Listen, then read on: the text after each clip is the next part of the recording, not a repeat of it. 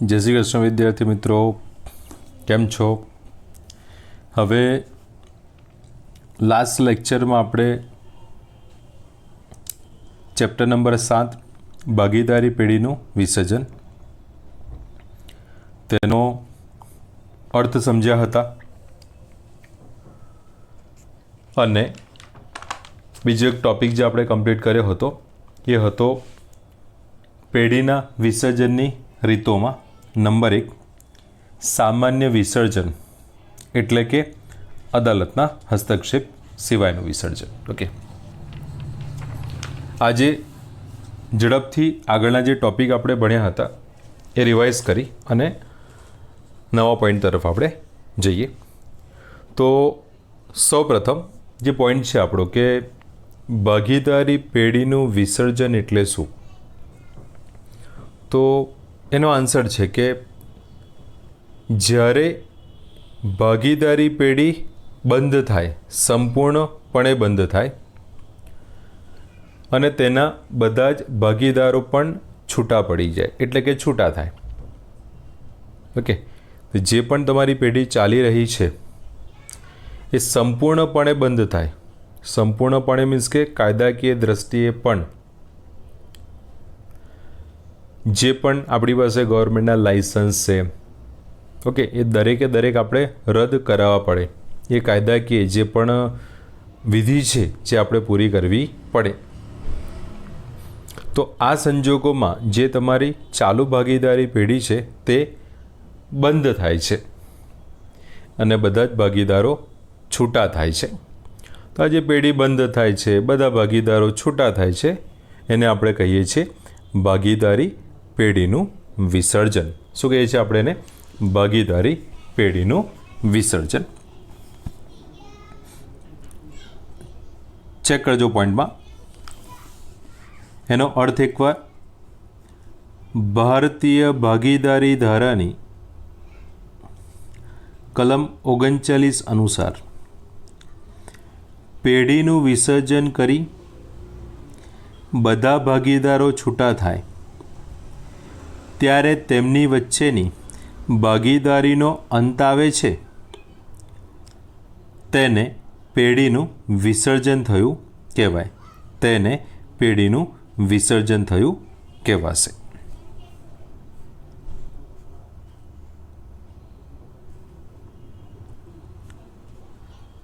आ संजोगोमां पेढ़ीनो धंधो बंध थाय छे, परिणामे तेनी मिलकतो वेची दई तेनी उपजमांथी पेढ़ीना देवा चूकववामां आवे छे।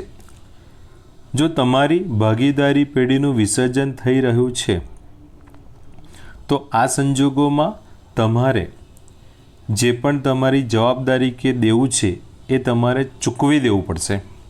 अने आ चूकवणी आपणे शेमांथी करीशुं?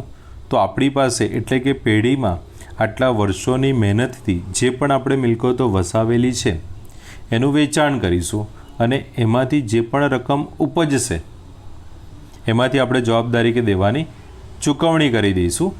अने जो रूपिया बाकी वधशे तो आपणे जे प्रमाणे मूडी लाव्या हता ए मुजब आपणने रकम बाकीनी परत मळी जशे। नेक्स्ट टॉपिक जे आपणो छे ए भागीदारी पेढ़ीना विसर्जननी पद्धति, हिसाबोना पतावट अंगेनी कानूनी जोगवाई, विसर्जननी सामान्य विधि के प्रक्रिया, अलग अलग पॉइंट्स है। एमां फर्स्ट पॉइंट आपणे शरू कर्यो हतो के पेढ़ीना विसर्जननी रीत।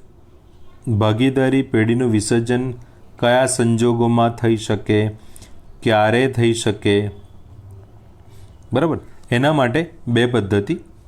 एक सामान्य विसर्जन, सामान्य संजोगोमां जे पेढ़ीनुं विसर्जन जेमां अदालत क्यारे पण कोई पण प्रकारनो हस्तक्षेप न करे एटले के सामान्य विसर्जन अथवा तो अदालतना हस्तक्षेप सिवायनुं विसर्जन।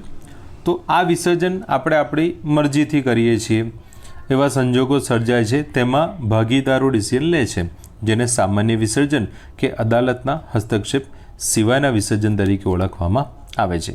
સેકન્ડ, અદાલત દ્વારા વિસર્જન। હવે આ અદાલત દ્વારા વિસર્જન ક્યારે પોસિબલ છે?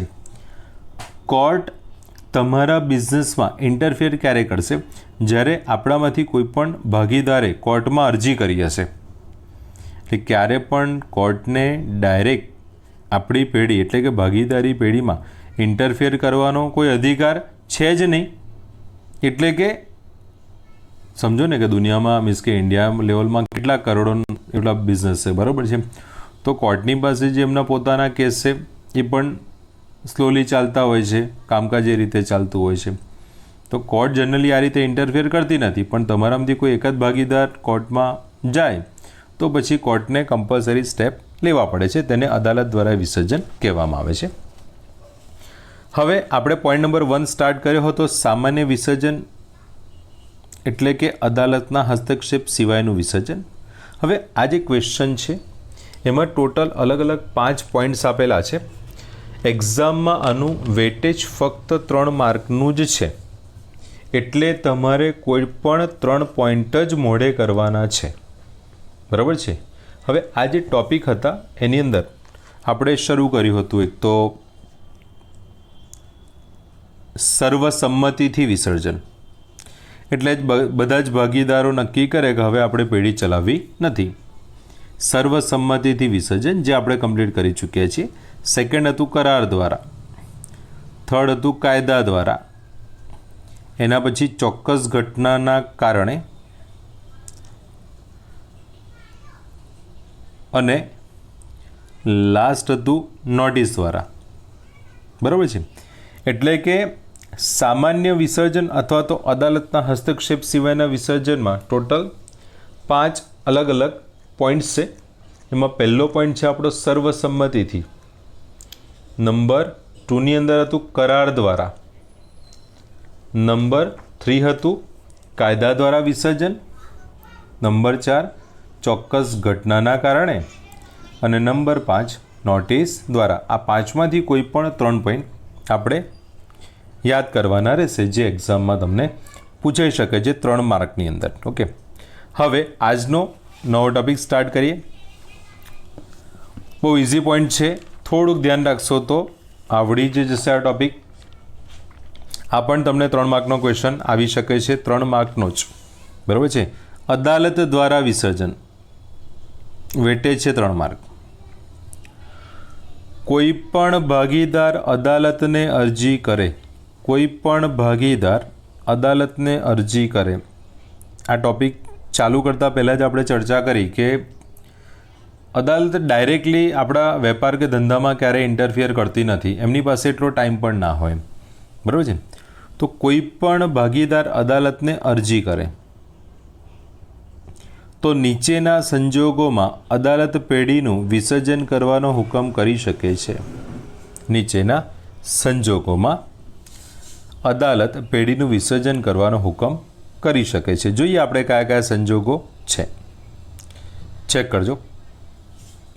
નંબર 1, ભાગીદાર અસ્થિર મગજનો થાય। સમજી શકીએ છીએ કે કોઈ પણ વ્યક્તિ મેન્ટલી અનસ્ટેબલ છે, સક્ષમ નથી વેપાર કે ધંધાને લગતા ડિસિઝન લેવા માટે, તો આપણે આવા વ્યક્તિને ભાગીદાર તરીકે ના ઈચ્છીએ, કારણ કે ભાગીદારના બદલે આપણી એક જવાબદારી બની જાય।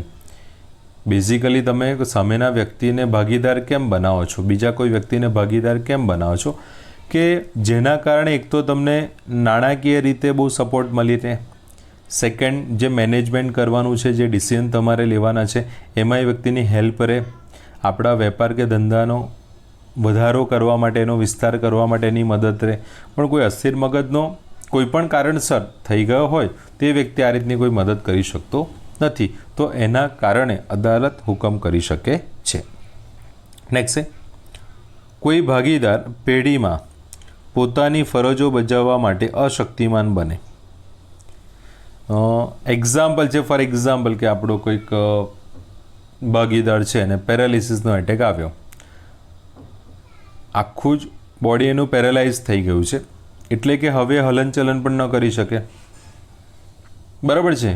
તો પછી આ સંજોગોમાં એવરીડે પેઢી પર મીન્સ કે ધંધા પર આવી એના કામકાજ સંભાળવા, એનું મેનેજમેન્ટ એટલે કે સંચાલન કરવું, આ વસ્તુ પોસિબલ નથી કે કરી શકે.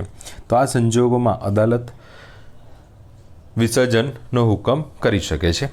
નેક્સ્ટ છે, કોઈ ભાગીદાર પેઢી કે પેઢીના ધંધાના હિત વિરુદ્ધ વર્તન કરે. આ હિત વિરુદ્ધ વર્તન કરેનો મતલબ એવો છે કે નોર્મલી કેવું દરેક બિઝનેસમાં દરેક ભાગીદારો પોતાના ધંધાના સિક્રેટ્સ રાખતા હોય છે. તમારી સફળતા હોય, બરાબર છે, એના ઘણા બધા સૂત્રો હોય કે જેના આધારે તમારો ધંધો આજે, તમારો બિઝનેસ આ લેવલ પર પહોંચી ગયો છે, બરાબર છે. હવે આવી જે સિક્રેટ વાતો છે જે આપણા ધંધાના સફળતાની ચાવી કહેવાય. હવે આવી જ વાતો આપણે જો કોઈ થર્ડ પાર્ટીને ડિસ્કસ કરીએ તો એ પાર્ટી તમારા કોમ્પિટિટરને કહી શકે છે. ઓકે, અને એનું નુકસાન ક્યાં જાય? તો આપણા ધંધામાં નુકસાન થઈ શકે છે. તેથી કોઈ ભાગીદાર પેઢી કે પેઢીના ધંધાના હિત વિરુદ્ધ વર્તન કરે તો અદાલત પેઢીનું વિસર્જન કરવાનો હુકમ કરી શકે છે. નેક્સ્ટ પોઈન્ટ છે આપણો, કોઈ ભાગીદાર ધંધાની શરતોનો ઈરાદાપૂર્વક વારંવાર ભંગ કરતો હોય. એનું ઉદાહરણ છે કે આપણા વેપાર કે ધંધાના અમુક નિયમ છે, એમાંનો આપણે એક નિયમ એવો બનાવેલો છે કે આપણા જે પણ લેણદાર છે અથવા તો જેની સાથે આપણે બિઝનેસ કરીએ છીએ, આપણા ક્લાયન્ટ અથવા તો કસ્ટમર કહેવાય, તો એ લોકો પાસેથી પર્સનલી આપણે નાણાં ઉછીના લેવાના નહીં કે આપવાના નહીં, આવો વ્યવહાર નહીં કરવો, બરાબર છે. પછી એમની સાથે પર્સનલી બહાર જવું, આ છે તે છે, પર્સનલ રિલેશન નહીં બનાવવા, કારણ કે ધંધાના હિત વિરુદ્ધનું કામ થઈ જાય, બરાબર. હવે આવી અમુક શરતો આપણે બનાવેલી છે જેની આપણે કમ્પલસરી એને આપણે ફોલો કરવા.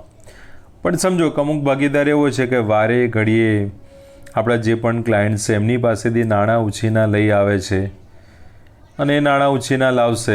ઘણી વખત એવું થાય કે આના લીધે આપણે એ લોકોની શરમ ભરવી પડે, આપણો જે નફો છે એ થોડો ઘટાડવો પડે આપણે એમની સામે, બરાબર છે.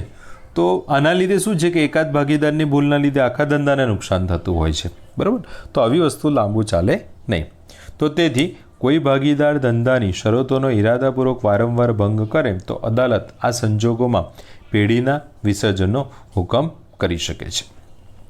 નેક્સ્ટ પોઈન્ટ છે આપણો, કોઈ ભાગીદાર પેઢીમાંનો પોતાનો સંપૂર્ણ હિસ્સો, જો સમજો ભાગીદારી પેઢી છે તો બે ભાગીદાર છીએ આપણે, તો 50% હિસ્સો મારો હોય ને 50% તમારો હોય, 50% મારો હિસ્સો હોય ને 50% તમારો હિસ્સો હોય. અન્ય ભાગીદારોની સંમતિ વગર ત્રાહિત પક્ષને વેચી દે. એટલે સમજો કે આ જે બિઝનેસ છે, હું અને તમે ભાગીદાર છીએ, તો 50% મારો ભાગ કયો હશે ને 50% તમારો ભાગ કયો હશે. તો હવે મારો 50% ભાગ છે એના પર મારો અધિકાર ખરો, પણ આ જે 50% ભાગ છે એ તમારી પરમિશન વગર હું બીજા કોઈ થર્ડ પાર્ટીને વેચી ના શકું. એ જ રીતે તમારો જે 50% ભાગ છે એ પણ તમે મારી પરમિશન વગર, મારી સાથે ડિસ્કશન કર્યા વગર કોઈ બીજા વ્યક્તિને તમે વેચાણ કરી શકો નહીં. તો આવું કોઈક ભાગીદાર કરે એ વસ્તુ ગેરકાયદેસર કહેવાશે, બરાબર છે. તો કોઈ ભાગીદાર પેઢીમાંનો પોતાનો સંપૂર્ણ હિસ્સો અન્ય ભાગીદારોની સંમતિ વગર ત્રાહિત પક્ષને વેચી દે, આવા સંજોગોમાં અદાલત વિસર્જન કરવાનો હુકમ કરી શકે છે. અને લાસ્ટ પોઈન્ટ છે આનો, પેઢી સતત ખોટ કરતી હોય અને ખોટ સિવાય પેઢીનો ધંધો ચાલે તેમ ન હોય ત્યારે. જોઈ શકો છો કે કન્ટિન્યુઅસ, સમજો કે આપણે વેપાર કે ધંધાનો નિયમ એવો છે કે પહેલાં 2-3 વર્ષ આપણે નો પ્રોફિટ નો લોસ સિચ્યુએશનથી 3 વર્ષ તો આપણે મેનેજ કરવું પડે, બરાબર છે. પણ તો પણ નુકસાન થતું હતું, ખોટ જતી હતી. હવે 4થા વર્ષે પણ આ સિચ્યુએશન રહી ખોટની, 5મા વર્ષે પણ. ઓકે, તો સમજો કે તમે જે વેપાર કે ધંધો તમે કરી રહ્યા છો એમાં એક લિમિટ સુધી આપણે પેશન્સ રાખી શકીએ, કારણ કે વર્ષો વીતતા જશે, આવક મળશે નહીં અને તમે માર્કેટમાંથી રૂપિયા ઉછીના લઈને ધંધો કરશો તો તમારું તો દેવું વધશે, સામે તમારા ભાગીદારનું પણ દેવું વધશે, આના લીધે પેઢીનું પણ દેવું વધી શકે છે. તો આપણે નક્કી કરી દીધું ભાઈ કે આ વેપાર ધંધો કરી રહ્યા છે, કન્ટિન્યુઅસ ખોટ કરે છે, તો આ ધંધો આપણે કરવો નથી. તો આ સંજોગોમાં પણ અદાલત વિસર્જનનો હુકમ કરી શકે છે. કારણ કે સમજો કે હું એગ્રી છું અને તમે એગ્રી નથી કે ભાઈ વિસર્જન નથી કરવું, તો સમજો કે જે ડિસિઝન તમારું છે એના લીધે મને પણ નુકસાન થઈ શકે છે, કારણ કે ધંધો ચલાવવા રૂપિયા જોઈશે, એના માટે દેવું કરવું પડશે, દેવા માટે વ્યાજ ચૂકવવું પડશે, બરાબર છે. તો આ સંજોગોમાં પ્રોબ્લેમ આવી શકે છે. તો આ તો ટોપિક આપણો અદાલત દ્વારા વિસર્જન. આના 3 પોઈન્ટ છે, આના ટોટલ 6 પોઈન્ટ છે જે 3 માર્કમાં આવી શકે છે, બરાબર છે. તો આ 6 પોઈન્ટ તમારે મોડે કરવાના રહેશે. એના પછી નેક્સ્ટ પોઈન્ટ છે આપણો વિસર્જનના હિસાબોની પતાવટ અંગેની કાનૂની અને અન્ય જોગવાઈઓ. હવે આ રીતનો ક્વેશ્ચન આવે તો આ જે ટોપિક છે આપણો વિસર્જનના હિસાબોની પતાવટ અંગેની કાનૂની અને અન્ય જોગવાઈઓ, એમાં ટોટલ 6 પોઈન્ટ છે. એક્ઝામમાં 3 માર્કમાં જે પૂછાઈ શકે છે તો મેક્સિમમ 3 પોઈન્ટ જ લખવા. વિસર્જનના હિસાબોની પતાવટ અંગેની કાનૂની અને અન્ય જોગવાઈઓ, એમાં ટોટલ 6 મુદ્દા આપેલા છે, 6 પોઈન્ટ છે, પણ 6માંથી એક્ઝામમાં 3 માર્કમાં પૂછાય તો તમારે કોઈ પણ 3 જે તમને ઇઝી પડે છે, સરળતાથી યાદ રહે છે, એવા જ પોઈન્ટ લખવાના. ઓકે. બીજી એક વસ્તુ, આ જ પોઈન્ટની અંદર જે આપણે ટોપિક આપણે ભણીશું આગળ, પેઢીની ખોટ અંગેની કાનૂની જોગવાઈઓ, એ આખો સેપરેટ ટોપિક 3 માર્કમાં આવી શકે છે. એટલે એને તમારે પછી જ્યારે 3 માર્કની અંદર તમારે વિસર્જનના હિસાબોની પતાવટ અંગેની કાનૂની અને અન્ય જોગવાઈ હોય તો એના 3 મુદ્દા મોડે તો કરવા જ પડશે, આપણે પણ લખવાના નહીં તો ક્વેશ્ચન તમારો બહુ લેન્ધી થઈ જશે. એટલે વિસર્જનના હિસાબોની પતાવટ અંગેની કાનૂની અન્ય જોગવાઈઓ 3 માર્કમાં આવશે, પણ એની અંદર 2 ટોપિક એવા છે જે સેપરેટલી 3 માર્કમાં આવી શકે છે. એટલે એનો મતલબ કે એની લેન્થ તો વધારે હશે જ ને. તો પેઢીની ખોટ અંગેની કાનૂની જોગવાઈ જેનો સેપરેટ 3 માર્કનો ક્વેશ્ચન આવી શકે છે, અને પેઢીની મિલકતોની ઉપજની વહેંચણી એટલે કે વિસર્જનની સામાન્ય વિધિ કે પ્રક્રિયા, આ ટોપિક પણ તમને અલગથી 3 માર્કમાં આવી શકે છે. એટલે જ્યારે વિસર્જનના હિસાબોની પતાવટ અંગેની કાનૂની અને અન્ય જોગવાઈના પ્રશ્નોનો જવાબ આપો ત્યારે ખોટ અને પેઢીના મિલકતોની ઉપજ, આ 2 ક્વેશ્ચનનો આન્સર એમાં લખવાનો નહીં, એના સિવાયના કોઈ પણ 3 મુદ્દા આપણે સિલેક્ટ કરી લેવાના, કારણ કે આ ટોપિક 3 માર્કના સેપરેટ પૂછવામાં આવે છે. ઓકે. તો કરીશું શરૂઆત આપણે. ધ્યાન રાખજો. પોઈન્ટ નંબર 1, વિસર્જનના હિસાબોની પતાવટ અંગેની કાનૂની અને અન્ય જોગવાઈ, એમાં ફર્સ્ટ ટોપિક છે આપણો પેઢીની ખોટ અંગે. આ ટોપિક તમને 3 માર્કમાં આવી શકે છે, બરાબર. હવે આપણે ભાગીદારી પેઢીનું વિસર્જન કરી રહ્યા છીએ અને વિસર્જનની પ્રોસેસ દરમિયાન નુકસાન થયું, આપણને ખોટ થઈ. વિસર્જનની પ્રોસેસ દરમિયાન વિસર્જનની આપણે વિધિ કરી રહ્યા છીએ, બરાબર છે, જે લીગલ ફોર્મેલિટીઝ છે એ બધું આપણે કરી રહ્યા છીએ. આપણી એક્સપેક્ટેશન કરતાં આપણા પાસે જે પણ રૂપિયા હતા એના કરતાં વધારે રૂપિયા આપણે ચૂકવવા પડ્યા. તો આ સંજોગોમાં જે પણ વિસર્જન સમયે ખોટ થશે, જેને મૂડી ખાધ તરીકે ઓળખવામાં આવે છે, ખોટ થશે, તો આ ખોટને આપણે ભરપાઈ કઈ રીતે કરીશું, બરાબર છે. ખોટ છે એટલે તમારે કમ્પલસરી નાણાંની ચૂકવણી કરવી જ પડશે, એનો હિસાબ તમારે કમ્પલસરી કરવો જ પડશે. તો આ જે ખોટ છે એને તમે કઈ રીતે માંડી વાળશો અથવા તો ખોટની ભરપાઈ તમે કઈ રીતે કરી શકશો. 3 જ પોઈન્ટ આપેલા છે, ચેક કરજો. ભારતીય ભાગીદારી ધારા અનુસાર વિસર્જન વખતે થતું નુકસાન નીચે પ્રમાણે અમલમાં મુકાય છે. પોઈન્ટ નંબર 1, સૌપ્રથમ પેઢીના નફામાંથી માંડી વળાય છે. એટલે વિચારો કે અમુક આગળના વર્ષનો આપણી પાસે એકત્રિત થયેલો નફો પડેલો છે, એ નફામાંથી આ ખોટ તમે માંડી વાળી શકો, કારણ કે જો એ નફો આપણી પેઢીનો જ છે, એ નફો આપણી પેઢીનો જ છે. તો આ સંજોગોમાં એ નફામાંથી તમે ખોટ માંડી વાળી શકો છો. તો આ રીતની ખોટ સૌપ્રથમ આપણી પાસે એકત્રિત થયેલ નફો પહેલાંનો નફો છે એમાંથી માંડી વાળી શકશો. વિચારો કે ખોટ કે નુકસાનની રકમ હજુ પણ વધારે છે, નફામાંથી રૂપિયા માંડી વાળ્યા, ભરપાઈ કર્યા, છતાં પણ હજુ પણ ખોટ દર્શાવે છે.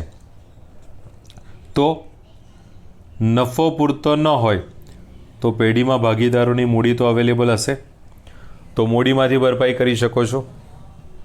એટલે કે સૌપ્રથમ ખોટને નફામાંથી માંડી વાળો, નફો પૂરતો ન હોય તો ભાગીદારોની મૂડીમાંથી ભરપાઈ કરો. સૌપ્રથમ નફામાંથી માંડી વાળો અને નફો પૂરતો ન હોય તો ભાગીદારોની મૂડીમાંથી ભરપાઈ કરો. પણ વિચાર, નુકસાન બહુ જ મોટું છે. નફો યુઝ કરી લીધો, ભાગીદારોની મૂડી પણ યુઝ કરી લીધી, છતાં પણ એ ખોટ ભરપાઈ થઈ નથી. તો શું કરશો? લાસ્ટ પોઈન્ટ છે, મૂડી પૂરતી ન હોય તો આવું નુકસાન ભાગીદારો તેમના નફા નુકસાનના પ્રમાણમાં વહેંચી લે છે. આવું નુકસાન જો કદાચ હજુ પણ નુકસાન છે, ખોટ છે, તો ભાગીદારો આ રકમ તેમના નફા નુકસાનના પ્રમાણમાં વહેંચી લેશે અને તે માટે જરૂર અનુસાર પોતાની અંગત મિલકતમાંથી ભરપાઈ કરશે. કારણ તમને કહું કે ભાગીદારી પેઢીમાં દરેકે દરેક ભાગીદારની જવાબદારી અમર્યાદિત હોય છે. કેવી હોય છે? અમર્યાદિત. એટલે આ રીતની કોઈ પણ કન્ડિશન થાય તો ભાગીદારોએ આ રૂપિયા પોતાની અંગત મિલકતો વેચીને પણ ચૂકવવા તો પડશે જ. જોઈ લેજો. ફર્સ્ટ, આ રીતની ખોટ નફામાંથી માંડી વાળો, નફો પૂરતો ન હોય તો ભાગીદારોની મૂડીમાંથી ભરપાઈ કરો, અને જો મૂડી પણ પૂરતી ન હોય તો જે પણ ખોટ છે ભાગીદારો પોતાના નફા નુકસાનના પ્રમાણમાં વહેંચી લેશે. ભાગીદારો પોતાના નફા નુકસાનના પ્રમાણમાં વહેંચી લેશે અને જરૂર અનુસાર પોતાની અંગત મિલકતમાંથી તે ભરપાઈ કરે છે. તો આપણે ટૉપિક જે કમ્પ્લીટ કર્યો છે કે ભાગીદારી પેઢીના વિસર્જન સમયે ખોટ અંગેની કાનૂની જોગવાઈ. 3 સિમ્પલ પોઈન્ટ છે. ખોટ નફામાંથી માંડી વાળો, નફો પૂરતો ન હોય તો મૂડીમાંથી ભરપાઈ કરો, અને નફો અને મૂડી બંને પૂરતી ન હોય તો આ સંજોગોમાં આ પ્રકારની ખોટ ભાગીદારો નફા નુકસાનના પ્રમાણમાં વહેંચી લેશે અને પોતાની અંગત મિલકત વેચી અને એની ચૂકવણી કરી દેશે, એટલે કે ભરપાઈ કરી દેશે. ઓકે, નેક્સ્ટ ટોપિક છે આપણો હવે ભાગીદારી પેઢીના વિસર્જનની હિસાબોની પતાવટ અંગેની કાનૂની અને અન્ય જોગવાઈનો પહેલો પોઈન્ટ શું હતો? પેઢીની ખોટ અંગેનો. આ ટોપિક તમારે કમ્પલસરી યાદ કરવાનો જ છે, કારણ કે આ સેપરેટ ક્વેશ્ચન 3 માર્કનો આવે છે. સેપરેટ ક્વેશ્ચન 3 માર્કમાં આવે છે. સેકન્ડ પોઈન્ટ, હવે પેઢીના દેવા અને અંગત દેવા. પેઢીના દેવા એટલે જે વેપારી પેઢી તમે ચલાવો છો, જેના તમે ભાગીદાર છો, એના દેવાનો પોઈન્ટ આપ્યો છે.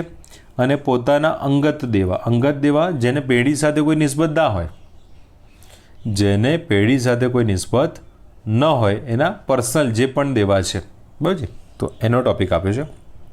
ધ્યાન રાખજો. ભાગીદારી પેઢીમાં ભાગીદારોની જવાબદારી અમર્યાદિત છે. ભાગીદારી પેઢીમાં દરેકે દરેક ભાગીદારોની જવાબદારી કેવી હોય છે? અમર્યાદિત હોય છે. કેવી હોય છે? અમર્યાદિત. એટલે કે પેઢીનું દેવું ચૂકવવા માટે પેઢીમાં મિલકત પૂરતી ન હોય તો તે ભાગીદારે પોતાની અંગત મિલકતો વેચીને પોતાના ભાગનું પેઢીનું દેવું ચૂકવવું પડે. જો પેઢીનું દેવું ચૂકવવા માટે પેઢીમાં મિલકતો પૂરતી ન હોય તો તે સંજોગોમાં ભાગીદારે પોતાની અંગત મિલકત વેચીને પણ પોતાના ભાગનું પેઢીનું દેવું ચૂકવવું પડે, જેને આપણે કહીએ છીએ ભાગીદારોની અમર્યાદિત જવાબદારી.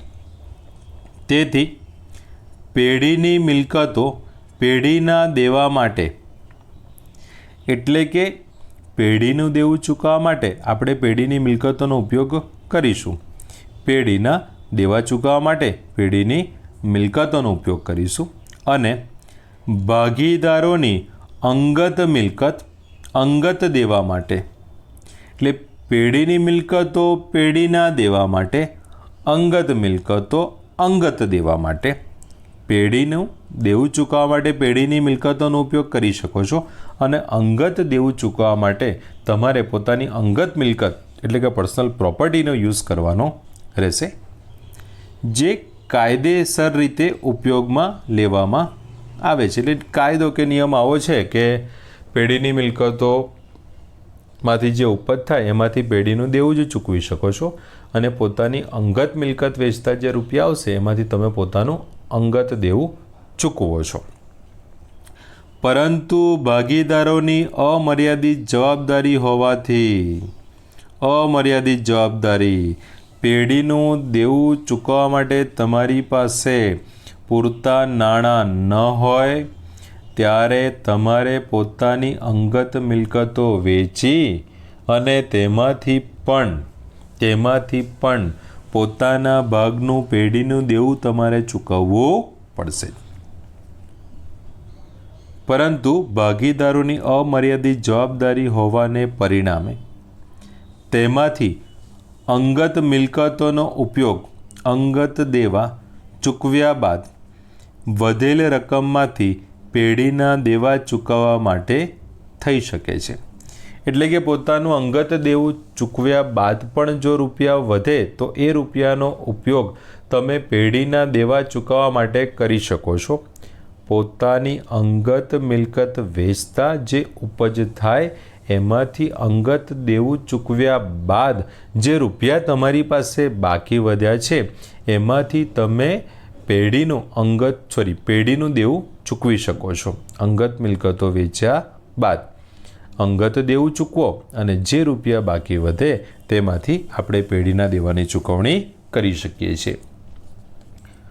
તો વિસર્જનના હિસાબોની પતાવટ અંગેની કાનૂની અને અન્ય જોગવાઈ, એનો પહેલો પોઈન્ટ હતો પેઢીની ખોટ અંગેનો, અને સેકન્ડ પોઈન્ટ હતો પેઢીના દેવા અને ભાગીદારોના અંગત દેવા. હવે સમજીએ પોઈન્ટ નંબર 3, ભાગીદારોની પેઢીને લોન. ભાગીદારોની પેઢીને લોન. ભાગીદારી પેઢીના વિસર્જનમાં પેઢીની મિલકતો વેચી તેની ઉપજમાંથી સૌપ્રથમ વિસર્જન ખર્ચ અને ત્યારબાદ પેઢીના દેવા એટલે કે ત્રાહિત પક્ષ પરત્વેના દેવા ચૂકવવામાં આવે છે. સિક્વન્સ ધ્યાન રાખજો, આગળ એક ક્વેશ્ચન છે, પેઢીના વિસર્જનની સામાન્ય વિધિ કે પ્રક્રિયા, અથવા એનું બીજું નામ છે પેઢીની મિલકતોની ઉપજની વહેંચણી. એમાં આ જ ક્રમ કામ લાગશે. શું હતું? ભાગીદારી પેઢીના વિસર્જનમાં પેઢીની મિલકતો વેચી, એટલે જ્યારે ભાગીદારી પેઢીનું વિસર્જન થાય છે ત્યારે તમારી પાસે પેઢીમાં જેટલી પણ મિલકતો છે તેનું તમે વેચાણ કરો છો, અને એમાંથી તમને જેટલી પણ ઉપજ થાય એના માટે કાયદો છે સૌપ્રથમ વિસર્જન ખર્ચની ચૂકવણી કરવી. સૌપ્રથમ વિસર્જન ખર્ચની ચૂકવણી કરવી, અને એના પછી જ ધંધાની બહારની વ્યક્તિઓનું જે દેવું છે એને તમારે ચૂકવવું, અને એ ચૂકવણી થાય પછી જ ભાગીદારે પેઢીને દીધેલી લોનની રકમ ચૂકવવામાં આવે છે. આ એક સિક્વન્સ કાયદા દ્વારા મેન્ટેન કરવામાં આવેલ છે, જેને તમારે કમ્પલસરી ફોલો કરવાનો રહેશે કે સૌપ્રથમ વિસર્જન ખર્ચ ચૂકવો, પછી ત્રાહિત પક્ષ પરત્વેના દેવા એટલે ધંધાની બહારના વ્યક્તિઓના દેવા, અને પછી રૂપિયા વધે તો તમારે શેની ચૂકવણી કરવાની? લોનની ચૂકવણી કરવાની રહેશે. ત્યારબાદ વધતી રકમમાંથી ભાગીદારોએ પેઢીને આપેલી લોનની રકમ ચૂકવવાની હોય છે. એટલે જો રૂપિયા બાકી વધે તો પછી લોનની ચૂકવણી કરવાની રહેશે. જો રૂપિયા બાકી વધે તો જ લોનની રકમ ચૂકવવાની રહેશે. ઓકે, એના સિવાય કદાચ એવું છે કે લોનની રકમ ચૂકવવા માટે નાણાં પૂરતા ન હોય. ફોર એક્ઝામ્પલ, 2 ભાગીદારોની લોન છે અને લોનની રકમ ચૂકવવા માટે નાણાં પૂરતા ન હોય તો લોનનું પ્રમાણ શોધવાનું અને એમાંથી પ્રમાણસર લોનની ચૂકવણી કરવાની રહેશે. લોનનું પ્રમાણ શોધો અને તેમાંથી લોનની પ્રમાણસર ચૂકવણી કરવાની રહેશે. ઓકે, આપણે જોઈ રહ્યા છીએ વિસર્જનના હિસાબોની પત્તાટ અંગેની કાનૂની અને અન્ય જોગવાઈ. નંબર 1 પેઢીની ખોટ અંગેની. નંબર 2 પેઢીના દેવા અને ભાગીદારોના અંગત દેવા. નંબર 3 ભાગીદારોની પેઢીને લોન. અને હવે નંબર 4 નેક્સ્ટ પોઈન્ટ આપણે જોઈશું. તો નેક્સ્ટ પોઈન્ટ છે ભાગીદારની પત્નીની લોન. ભાગીદારની પત્નીની લોન. એકચ્યુઅલી આ જે ભાગીદારની પત્નીની લોન છે એમાં તેની ચૂકવણીનો ક્રમ કયો રાખવો એનો કન્સેપ્ટ આપેલો છે. ધ્યાનથી સમજો. ભાગીદારની પત્નીએ પોતાના સ્ત્રીધનમાંથી, આ સ્ત્રીધનનો મિનિંગ સમજો, પોતાની અંગત બચતમાંથી. તો ભાગીદારની પત્ની બચત 2 રીતે કરી શકે છે. એક તો ભાગીદાર પોતે જે પણ નફો મેળવે છે એમાંથી ભાગીદાર એને રૂપિયા આપશે અને એમાંથી એ બચત કરશે. આ એક ઓપ્શન છે. સેકન્ડ, ભાગીદારની પત્નીનો પોતાનો અલગ કોઈ બિઝનેસ છે અથવા તો પોતે જોબ કરે છે અને એમાંથી બચત કરે. બંનેમાં ડિફરન્સ શું છે કે ભાગીદાર પત્નીને રૂપિયા આપે ને તેમાંથી બચત કરે તો અલ્ટિમેટલી રૂપિયા કોના છે? ભાગીદારના છે. કોના છે? ભાગીદારના. તો ભાગીદારે પત્નીને આપેલી રકમમાંથી કરેલી બચત, ભાગીદારે તેને પત્નીને આપેલી રકમમાંથી કરેલી બચત, તે રૂપિયા તો ભાગીદારના જ કહેવાય. પરંતુ જો તેની પત્ની એનો પોતાનો અલગથી વેપાર ધંધો છે કાં તો પોતે નોકરી કરે છે અને એમાંથી જે રૂપિયા લાવે છે અને એમાંથી બચત કરે છે તે એની પોતાની અંગત બચત કહેવાશે. કઈ બચત કહેવાશે? અંગત બચત કહેવાશે. ઓકે, ચેક કરજો. ભાગીદારની પત્નીએ પોતાના સ્ત્રીધનમાંથી એટલે અંગત બચતમાંથી પેઢીને લોન આપેલ હોય, પોતાની અંગત બચતમાંથી પેઢીને લોન આપેલ હોય તો તેવી લોનની રકમ પેઢીના સામાન્ય દેવાની જેમ જ ત્રાહિત પક્ષ પરત્વેના દેવા તરીકે ચૂકવવામાં આવે છે. એનો મતલબ કે જો ભાગીદારની પત્ની પોતાની અંગત બચતમાંથી પેઢીને લોન આપશે તો ભાગીદારની પત્ની એટલે કે ધંધાની બહારની વ્યક્તિ થઈ એટલે ત્રાહિત પક્ષ કહેવાય. કયો પક્ષ કહેવાય? ત્રાહિત પક્ષ. તો આ સંજોગોમાં જે દેવાની ચૂકવણીનો આપણો ક્રમ છે સાંભળજો. સૌ પ્રથમ વિસર્જન ખર્ચ ચૂકવવો. નંબર 2માં ત્રાહિત પક્ષ પરત્વેના દેવા. નંબર 3માં ભાગીદારની લોન. ઓકે, નંબર 1 વિસર્જન ખર્ચ, નંબર 2માં ત્રાહિત પક્ષ પરત્વેના દેવા અને નંબર 3 એમાં ભાગીદારની લોન. એટલે જો ભાગીદારની પત્નીએ એની પોતાની અંગત બચતમાંથી, પોતાના સ્ત્રીધનમાંથી લોન આપેલી છે તો આ સંજોગોમાં તેની ચૂકવણી ક્રમ નંબર 2માં કરવામાં આવશે. ક્રમ નંબર 2. ઓકે, એટલે કે સામાન્ય દેવાની સાથે ચૂકવાશે. અને પરંતુ જો તેના પતિના નાણાંમાંથી તેણે પેઢીને લોન આપી હોય તો તે ભાગીદારની જ લોન ગણાય. એનો મતલબ કે ભાગીદારની લોન ચૂકવણીના ક્રમમાં નંબર 3 પર આવે છે. નંબર 1માં વિસર્જન ખર્ચ, નંબર 2માં ધંધાના ત્રાહિત પક્ષ પરત્વેના દેવા અને નંબર 3માં ભાગીદારની લોન. તો કન્ક્લુઝન એવું નીકળે આનું કે ભાગીદારની પત્નીએ પોતાની અંગત બચતમાંથી લોન આપી હોય તો ચૂકવણીનો ક્રમ બીજા નંબરનો રહેશે, ત્રાહિત પક્ષ પરત્વેનું દેવું. અને પતિના નાણાંમાંથી બચત કરીને લોન આપેલી હોય તો ક્રમની ચૂકવણી નંબર 3 પર આવી જશે, ભાગીદારની લોન. ઓકે, તો આપણે ટોટલ 4 પોઈન્ટ કમ્પ્લીટ કર્યા. વિસર્જનના હિસાબોની પત્તાવટ અંગેની કાનૂની જોગવાઈમાં પેઢીની ખોટ અંગે, પેઢીના દેવા અને ભાગીદારોના અંગત દેવા ભાગીદારની પેઢીને લોન અને ભાગીદારની પત્નીની લોન. ઓકે, નેક્સ્ટ પોઈન્ટમાં આવતા રહેજો. પોઈન્ટ નંબર 5, ભાગીદારોની જવાબદારી. આ પોઈન્ટ આપણે પ્રથમ ચેપ્ટરથી ભણતા હોય છે કે દરેક ભાગીદારી પેઢીમાં ભાગીદારોની જવાબદારી કેવી હોય છે? અમર્યાદિત. એક પોઈન્ટ તમને ખબર છે કે પેઢીના દેવા ચૂકવવા માટે પેઢીની મિલકતો પૂરતી ન હોય. પેઢીના દેવા ચૂકવવા માટે પેઢીની મિલકતો પૂરતી ન હોય તો ભાગીદારે પોતાની અંગત મિલકતો વેચીને પણ પોતાના ભાગનું પેઢીનું દેવું ચૂકવવું પડે. આ એક પોઈન્ટ છે. અહીંયા આપણે સેકન્ડ ટોપિક જોઈશું. જો કોઈ ભાગીદાર અથવા તો ભાગીદારો નાદાર થાય. નાદાર થાયનો મતલબ શું છે? પેઢીનું દેવું ચૂકવવા માટે સક્ષમ ન હોય, પોતાનું દેવું ચૂકવવા માટે સક્ષમ ન હોય, તેમની પાસે જેટલી પણ મિલકતો છે એના કરતાં એમનું દેવું વધારે હોય. એમની પાસે જેટલી પણ મિલકત છે એના કરતાં તેમનું દેવું વધારે હોય તો આવા વ્યક્તિ સાથે ધંધો ના થાય. સમજો છો કેમ? કે એનું દેવું વધારે હશે તો કાલ ઉઠીને આપણા સાથે વેપાર કે ધંધામાં જોડાયેલો રહે અને વેપાર કે ધંધાને લગતા જ આવા કોઈ ડિસિઝન લેશે તો એના છાંટા આપણા પર ઉડી શકે છે. તો એના ડિસિઝનને લીધે એના ડિસિઝન, એનું નુકસાન આપણે ભોગવવું પડી શકે છે. તો જો કોઈ ભાગીદાર કે ભાગીદારો નાદાર થાય ત્યારે સદ્ધર ભાગીદારે પેઢીના દેવા પોતાની અંગત મિલકતમાંથી પણ ચૂકવવા પડે છે. ફોર એક્ઝામ્પલ, બે ભાગીદાર છે એક્સ અને વાય. હવે વાય ભાગીદાર તો હતો, હજુ સુધી વર્ષોથી નફામાં ભાગ લે જ છે, પણ સમજો કે કદાચ એ વ્યક્તિ નાદાર જાહેર થયો.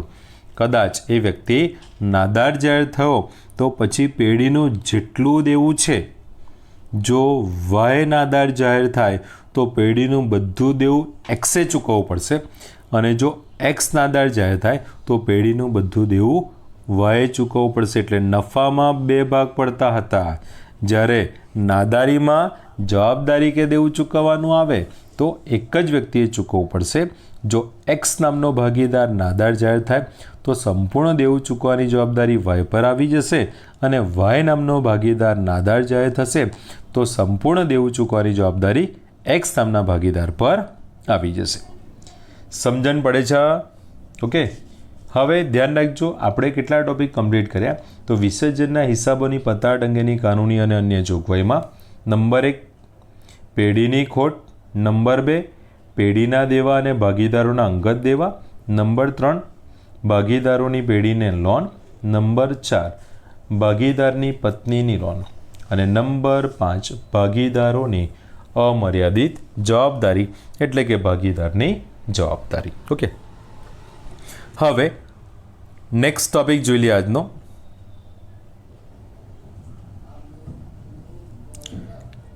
ચેક કરજો આપણા પોઈન્ટની અંદર. પેઢીની મિલકતોની આ ખોટ અંગેની જે કાનૂની અને અન્ય જોગવાઈ છે એનો ટોપિક છે. પેઢીની મિલકતોની ઉપજની વહેંચણી એટલે વિસર્જન થશે પેઢીનું તો જે પણ મિલકતો આપણી પાસે અવેલેબલ છે એ દરેક મિલકતોનું આપણે વેચાણ કરી દઈશું અને એમાંથી દેવું ચૂકવી દઈશું. મિલકતોનું વેચાણ કરી દઈશું અને એમાંથી દેવાની ચૂકવણી કરવાની રહેશે. અને એનું બીજું નામ છે પેઢીના વિસર્જનની સામાન્ય વિધિ કે પ્રક્રિયા. બંનેમાંથી કોઈ પણ રીતે ક્વેશ્ચન પૂછાય અને આ સેપરેટ ક્વેશ્ચન 3 માર્કમાં આવી શકે છે. આનો સેપરેટ ક્વેશ્ચન 3 માર્કમાં આવી શકે છે. એટલે આ જે ટોપિક આપણે ભણી રહ્યા છે વિસર્જનના હિસાબોની પતાટ અંગેની કાનૂની અને અન્ય જોગવાઈ, આ એક ક્વેશ્ચન 3 માર્કમાં આવી શકે છે. એમાંથી પેઢીની ખોટ અંગેની કાનૂની જોગવાઈ એ ક્વેશ્ચન પણ 3 માર્કમાં સેપરેટલી આવી શકે છે અને પેઢીની મિલકતોની ઉપજની વહેંચણી કે પેઢીના વિસર્જનની સામાન્ય વિધિ કે પ્રક્રિયા એ ક્વેશ્ચન પણ સેપરેટલી 3 માર્કમાં આવી શકે છે. એટલે સમજો કે 6 પોઈન્ટ તમે મોઢે કરો તો તમને આમાંથી 9 માર્ક જેટલા ક્વેશ્ચનના આન્સર મળી જશે અને એમાંથી 3 માર્કનું તો મોસ્ટ ઓફ પૂછાય જ છે. તો કરીએ શરૂ. ધ્યાન રાખજો પોઈન્ટની અંદર.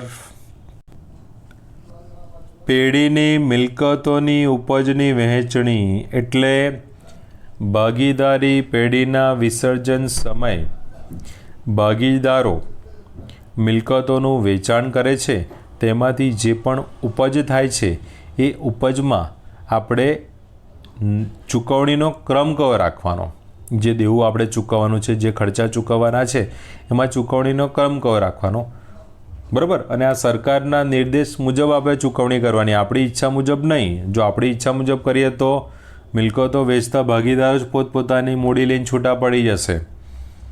ન ગવર્મેન્ટનું કોઈ દેવું ચૂકવશે કે સરકારી જવાબદારીની ચૂકવણી કરશે, ન બીજા કોઈ વ્યક્તિને નાણાં ચૂકવશે. એટલે વિસર્જન સમયે કમ્પલસરી આ સિક્વન્સ ફોલો કરવા જ પડશે. ધ્યાન રાખજો. નંબર 1, સૌપ્રથમ પેઢીનો વિસર્જન ખર્ચ ચૂકવાય.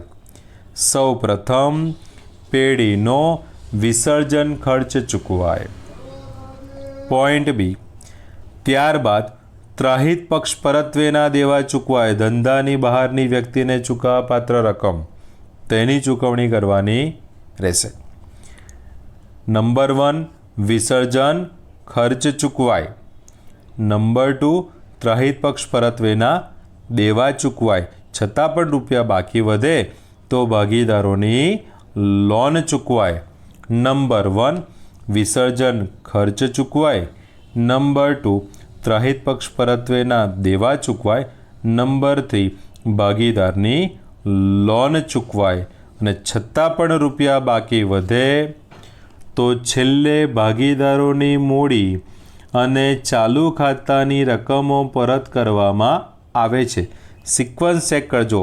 સૌ પ્રથમ વિસર્જન ખર્ચ ચૂકવાય, ત્યારબાદ ત્રાહિત પક્ષ પરત્વેના દેવા ચૂકવાય, ત્યારબાદ ભાગીદારોએ પેઢીને દીધેલી લોન ચૂકવાય. અને છતાં પણ આપણી પાસે રૂપિયા બાકી વધે છે તો ભાગીદારોની મૂડી અને ચાલુ ખાતાની રકમ પરત કરવામાં આવે છે. છતાં પણ રૂપિયા બાકી વધે તો એ રકમ ભાગીદારો લઈ જશે. અને કયા પ્રમાણમાં? નફા નુકસાનના પ્રમાણમાં. છતાં પણ રૂપિયા બાકી વધે તો એ રકમ ભાગીદારો જ લઈ જાય, પણ કયા પ્રમાણમાં? નફા નુકસાનના પ્રમાણમાં. ચેક કરજો. તેમ છતાં રકમ વધે એટલે કે નફો હોય તો તે બધા ભાગીદારો વચ્ચે તેમના નફા નુકસાનના પ્રમાણમાં વહેંચી આપવામાં આવે છે. આપણે ટોપિક જોઈ રહ્યા છે પેઢીની મિલકતોની ઉપજની વહેંચણી એટલે કે વિસર્જનની સામાન્ય વિધિ કે પ્રક્રિયા. સિક્વન્સ: સૌપ્રથમ ચૂકવણી વિસર્જન ખર્ચની કરવામાં આવશે. નંબર 2માં ત્રાહિત પક્ષ પરત્વેના દેવા આવશે. નંબર 3માં ભાગીદારે પેઢીને દીધેલી લોન આવશે. નંબર 4, છતાં પણ રૂપિયા બાકી વધે તો ભાગીદારોની મૂડી ખાતાની અને ચાલુ ખાતાની રકમો પરત કરવામાં આવશે. અને છતાં પણ હજુ રૂપિયા બાકી વધ્યા છે તો એ ભાગીદારો આ રકમ લઈ જશે. કયા પ્રમાણમાં? તેમના નફા નુકસાનના પ્રમાણમાં. કયા પ્રમાણમાં? તેમના નફા નુકસાનના પ્રમાણમાં. ઓકે, સમજણ પડશે આ પોઈન્ટમાં. આપણે જોઈ રહ્યા છીએ વિસર્જનના હિસાબોની પતાટ અંગેની કાનૂની અને અન્ય જોગવાઈ. નંબર 1, પેઢીની ખોટ અંગે. નંબર 2, પેઢીના દેવા અને ભાગીદારોના અંગત દેવા. નંબર 3, ભાગીદારોની પેઢીને લોન. નંબર 4, ભાગીદારની પત્નીની લોન. નંબર 5, ભાગીદારોની અમર્યાદિત જવાબદારી. એન્ડ લાસ્ટ હતું પેઢીની મિલકતોની ઉપજની વહેંચણી. ઓકે, અને હવે આજનો લાસ્ટ ટોપિક જોઈ લઈએ. વિદ્યાર્થી મિત્રો, નેક્સ્ટ ક્લાસની અંદર એટલે કે વિડીયો લેક્ચરની અંદર આપણે ભાગીદારી પેઢીના વિસર્જન સમયે જે હિસાબી અસરો આપવાની છે એટલે કે મિલકતોની ઉપજ તો તેની નોંધ શું કરવી, દેવાની ચૂકવણી તો તેની નોંધ શું કરવી, મિલકતોના ખાતા કઈ રીતે બંધ કરવા તેની નોંધ શું થશે, જવાબદારી કે દેવાના ખાતા બંધ કરવા, મિલકત સામેની જોગવાઈના ખાતા બંધ કરવા. ઓકે, તો આ દરેકે દરેક પોઈન્ટની આમ નોંધો જોવાની છે. તો નેક્સ્ટ લેક્ચર બહુ જ મહત્ત્વનો રહેશે આપણા માટે. સો એ લેક્ચર મિસ ના કરતા. ઓકે, ચેક લેજો આપણો જે ટૉપિક છે આજનો લાસ્ટ ટૉપિક, વિસર્જનની હિસાબી અસર. હિસાબી અસરની અંદર કઈ કઈ બાબતો આવશે? તો ભાગીદારી પેઢીનું વિસર્જન થતાં તેની મિલકતો વેચી મળેલા આવકમાંથી દેવા ચૂકવવામાં આવે છે. તો ખબર છે આપણને. જો રકમ વધે તો મૂડી પરત કરવામાં આવે છે, એ પણ આપણે સમજ્યા. હવે આ આપણા માટે મહત્વનો ટોપિક, વિસર્જનની હિસાબી પ્રક્રિયાને અનુસરવા અને હિસાબી અસરો આપવા માટે નીચે મુજબના ખાતા તૈયાર કરવામાં આવે છે. એટલે કે ભાગીદારી પેઢીના વિસર્જન સમયે અથવા તો ભાગીદારી પેઢીના વિસર્જનની હિસાબી અસરો આપવા માટે પેઢીના ચોપડે કયા કયા ખાતા બનાવવામાં આવે છે? તો અત્યારે ખાલી એના હેડિંગ જોઈ લઈશું. નંબર 1, માલ મિલકત નિકાલ ખાતું એટલે કે સંપાદન ખાતું. માલ મિલકત નિકાલ ખાતું એટલે કે સંપાદન ખાતું. સેકન્ડ આવશે ભાગીદારોના મૂડી કે ચાલુ ખાતા. ભાગીદારોના મૂડી કે ચાલુ ખાતા. નેક્સ્ટ આવશે ભાગીદારની લોનના ખાતા. લોન હોય તો જ ભાગીદારની લોનનું ખાતું બનાવવાનું. ભાગીદારની લોન હોય તો જ ભાગીદારની લોનનું ખાતું બનશે. અને બધાથી છેલ્લે આવશે રોકડ ઓબ્લિક બેંક ખાતું. બધાથી છેલ્લે આવશે રોકડ ઓબ્લિક બેંક ખાતું. ઓકે, તો આ ક્વેશ્ચન તમને 1 માર્કમાં આવી શકે છે કે ભાગીદારી પેઢીના વિસર્જન અંગેની હિસાબી અસર આપવા માટે પેઢીના ચોપડે કયા કયા ખાતા ખોલવામાં આવે છે. 1 માર્કમાં આવી શકે. પણ તો આનો આન્સર આપણે શું આપીશું? માલ મિલકત નિકાલ ખાતું એટલે કે સંપાદન ખાતું. સેકન્ડ આવશે ભાગીદારોના મૂડી કે ચાલુ ખાતા. નંબર 3માં ભાગીદારની લોનના ખાતા, પણ લોન હોય તો લોનનું ખાતું બનશે. એન્ડ લાસ્ટ આવશે રોકડ કે બેંક ખાતું. હવે કયા ખાતા કેમ બનશે, તેની હિસાબી અસરો શું હશે, આમનોંધ શું હશે, એ દરેકની આપણે ડિટેલમાં ચર્ચા નેક્સ્ટ ક્લાસમાં કરીશું. તો મળીએ આપણે નેક્સ્ટ ક્લાસમાં. ત્યાં સુધી બાય, ટેક કેર, જય શ્રી કૃષ્ણ.